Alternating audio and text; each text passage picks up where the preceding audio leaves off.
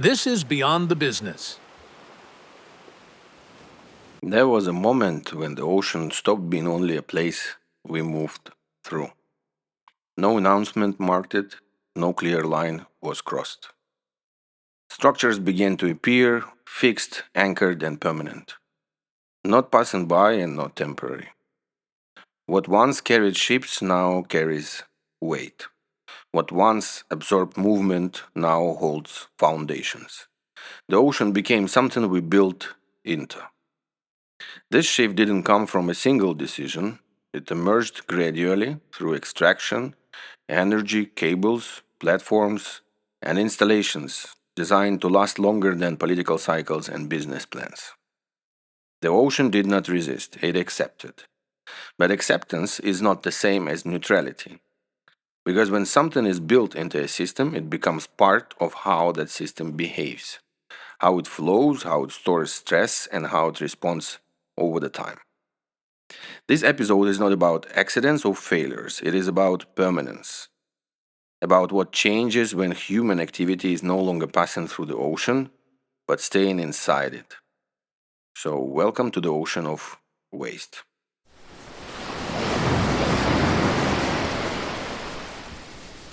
At some point, the ocean stopped being seen only as a surface. For a long time, it was understood as space for navigation, fishing, trade, and movement, a place to cross, to harvest, or to enjoy. What lay beneath was largely unknown and therefore untouched. That changed when we realized that resources don't end at the shoreline. Geological surveys revealed oil, gas, and minerals beneath the seabed. Technology made access possible, the ocean floor became readable, mappable, and eventually exploitable. This was a turning point. The ocean was no longer just a medium around resources, it became a resource itself. Extraction moved offshore not because the ocean invited it, but because land based limits appeared. Fields depleted, demand grew, and the next frontier was below the waterline. Platforms replaced ships as a temporary visitors. Drilling replaced fishing as a dominant activity in certain regions. What once passed through the ocean began to anchor into it. This shift changed the relationship fundamentally. Extraction requires permanence, foundations, anchoring, long term presence. The ocean adapted as it always does. Currents adjusted, sediments shifted, ecosystems reorganized around new structures. But the key change was not ecological alone, it was conceptual. Once the ocean was accepted as a place of extraction, it was no longer treated as a boundary. It became an extension of the industrial landscape. And with that acceptance came a new logic that if resources exist below the surface, then building into the ocean is not an exception, but a continuation. Offshore extraction is no longer a marginal activity. Today, a significant share of the world's oil and gas production comes from the ocean. Roughly a quarter of global output is extracted offshore across continental shelves and deep water fields. This is not concentrated in a single region. Offshore platforms operate in the Gulf of Mexico, the North Sea, the Persian Gulf, offshore Brazil, West Africa, Southeast Asia, and increasingly in deeper and more remote waters. What began near coastlines has moved far beyond them. The scale is structural. Thousands of fixed and floating installations are anchored to the seabed. They are connected by subsea pipelines, cables, and support infrastructure that stretches across entire basins. Once installed, these systems are designed to operate for decades. Exploration has followed the same trajectory. As easily accessible reserves declined on land, geological surveys moved offshore. Advances in seismic imaging and deep water drilling made previously unreachable resources viable. The ocean floor became mapped, measured, and incorporated into long term supply planning. What matters here is not only volume, but duration. Offshore extraction is not episodic, it is a continuous. Fields remain active year after year, infrastructure remains in place long after initial investment decisions are made, and the ocean absorbs not just activity but permanence. This scale of presence changes the relationship between industry and the marine environment. Extraction offshore is no longer an extension of land based activity. It is a parallel industrial landscape, operating beneath the surface, largely out of sight, but deeply embedded into the ocean system itself. The shift didn't stop with extraction. As energy systems began to change, the ocean was again identified as a valuable space, this time not for what lies beneath, but for what can be placed on the surface and anchored below. Offshore wind has grown fastest. Today, offshore wind capacity exceeds 70-80 gigawatts globally, and the majority of it is concentrated in a limited number of regions. The North Sea remains the most developed offshore wind zone in the world, with dense clusters off the coast of the UK, Germany, Denmark, and the Netherlands. China has rapidly expanded offshore wind installations along its eastern coastline, while the new large scale projects are emerging in the United States, particularly on the Atlantic coast. Unlike early projects near shore, newer wind farms move farther offshore, into deeper waters. This has driven the development of fixed foundations, larger turbines, and increasingly floating wind platforms, designed to remain in the place for decades. Solar is following a similar logic, though at an earlier stage. Floating solar installations have begun to appear in sheltered coastal waters, reservoirs, and nearshore zones, particularly in parts of East and Southeast Asia. While still small in scale compared to wind, this project signals a broader shift, treating the ocean surface as a usable energy real estate. What connects this technology is not their carbon profile, but their spatial footprint. Offshore renewables don't pass through the ocean, they occupy it. They introduce permanent or semi permanent structures, anchoring systems, cables, and maintenance corridors into marine environments that were previously defined by movement and flux. In this sense, renewables represent not a departure from the offshore logic of extraction, but its continuation, a different purpose built into the same system.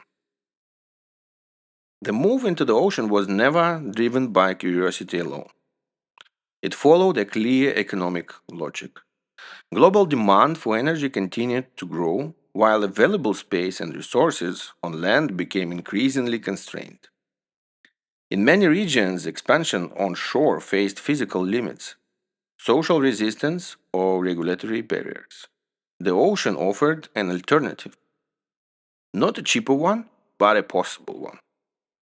Offshore projects require high upfront investment. They involve complex logistics, specialized vessels, and long planning horizons. But they also allow access to large, concentrated resources that cannot be reached from land. Once operational offshore systems are designed for scale and continuity, they feed long energy supply chains, support stable output, and justify decades long investment cycles. This creates a different economic structure.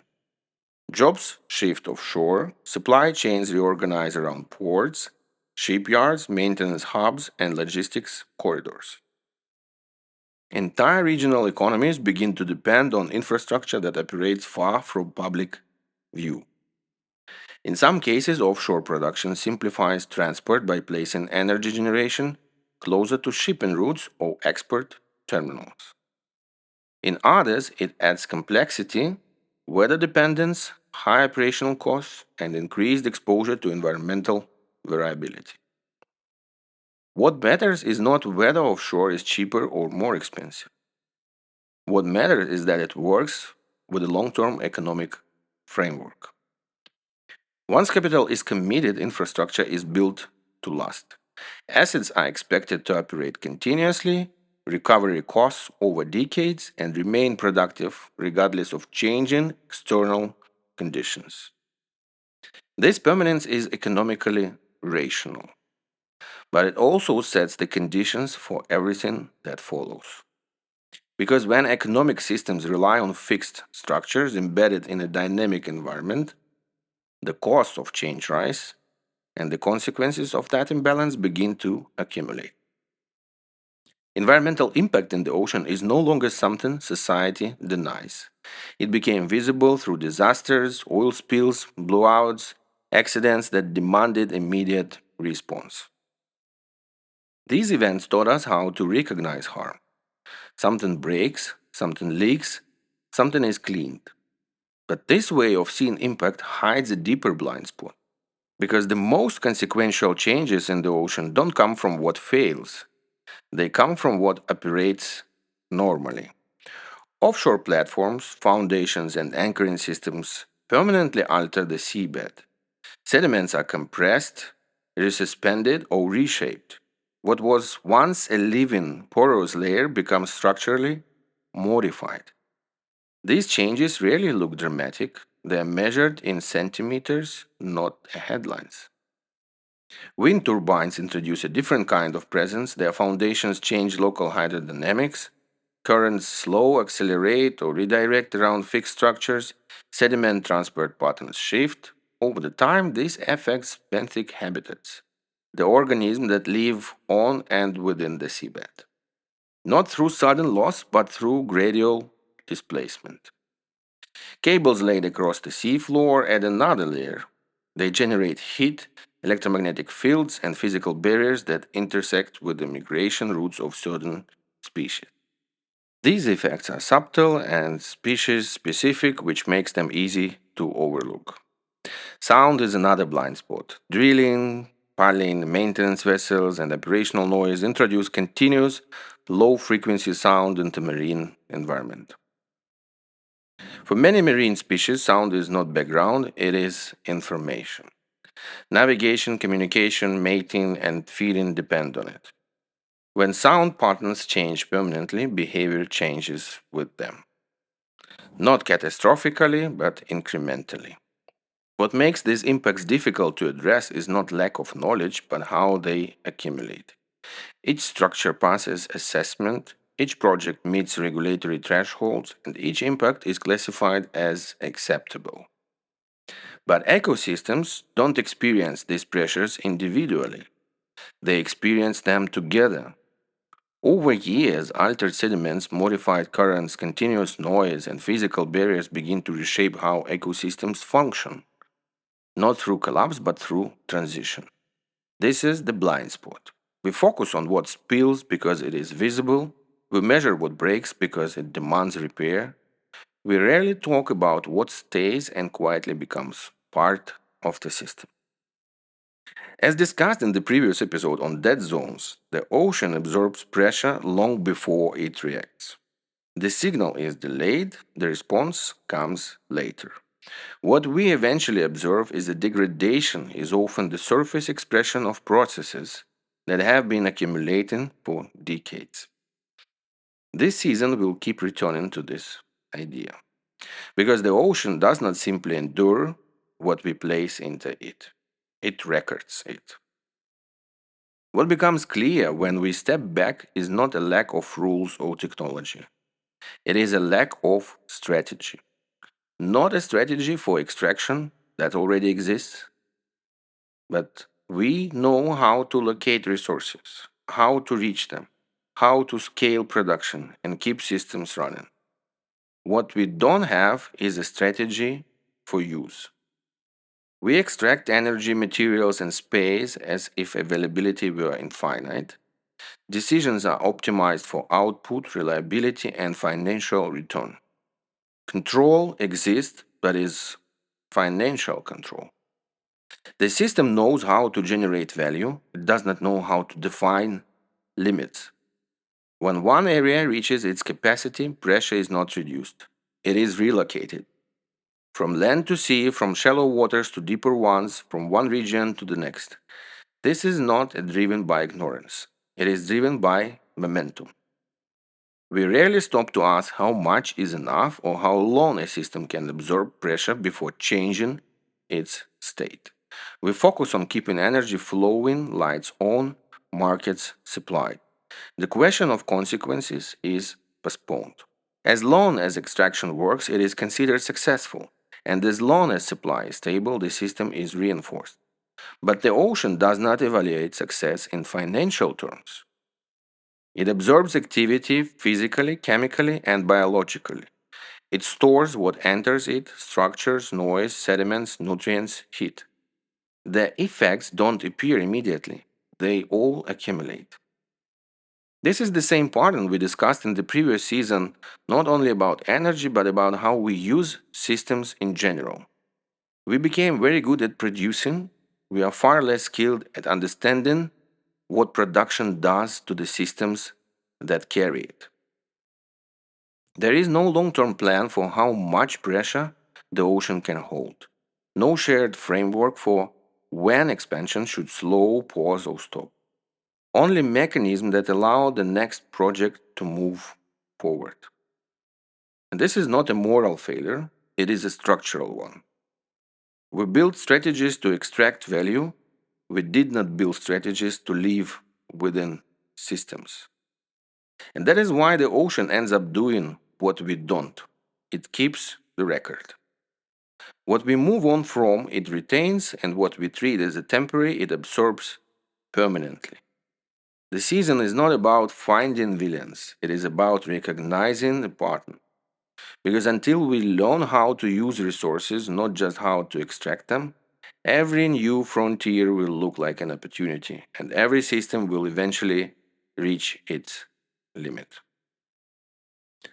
Today, offshore infrastructure is still understood and regulated as a collection of points.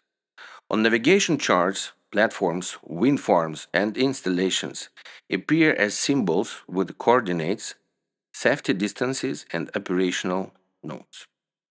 From the perspective of navigation and traffic, this representation works. From the perspective of environmental and systemic risk, it doesn't. Because offshore infrastructure does not exist as an isolated object, it exists as a zone of influence. Yes, we do not treat it that way. Environmental impact assessments are built around projects, not around space. They ask whether a checklist has been completed, whether mitigation measures were proposed, whether formal requirements were met. Once those conditions are satisfied, the process moves forward, even though the effects of that infrastructure extend far beyond the point where it is installed. So we don't treat offshore infrastructure as zones of influence. We treat them as isolated objects. This creates a fundamental distortion in how risk is understood. The platform itself becomes the focus, while the surrounding environment, the seabed, biodiversity, fish populations, marine mammals, acoustic conditions, and sediments dynamics, is reduced to a background consideration. The impact is framed as a temporary or local, even though the presence is permanent and the effects propagate outward over the time. Risk in this context is not where the platform stands. Risk is where its effects propagate. An offshore activity expands, these zones of influence expand with it, not only in space but in duration. Noise does not disappear when operations stabilize. Altered seabed conditions don't reset between the projects. Ecological pressure accumulates quietly, often beyond the boundaries of individual licenses or national jurisdictions. Despite this, there is no shared international framework that defines offshore regions as risk based zones. There is no common map that shows where cumulative pressure has already reached critical levels.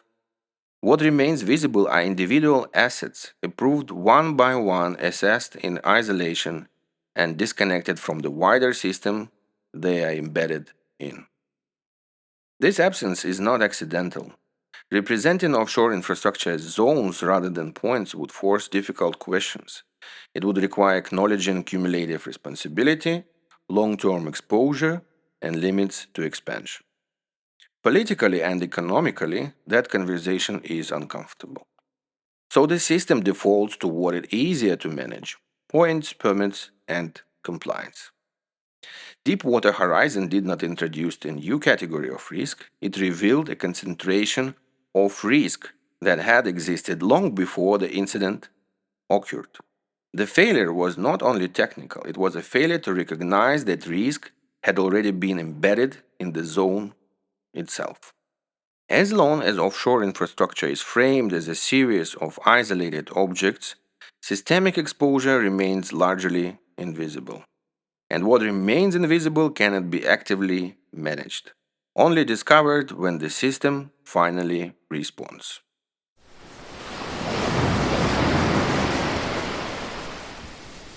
The ocean is not a backdrop for infrastructure. It is a system that absorbs, connects, and remembers everything built into it. When we treat offshore activity as isolated points, we miss how influence spreads through space and time. What looks manageable today becomes embedded risk tomorrow. Understanding the ocean means understanding not only what we extract from it, but what we leave behind. Because the ocean does not respond immediately, it accumulates. And what it accumulates, it eventually reflects back.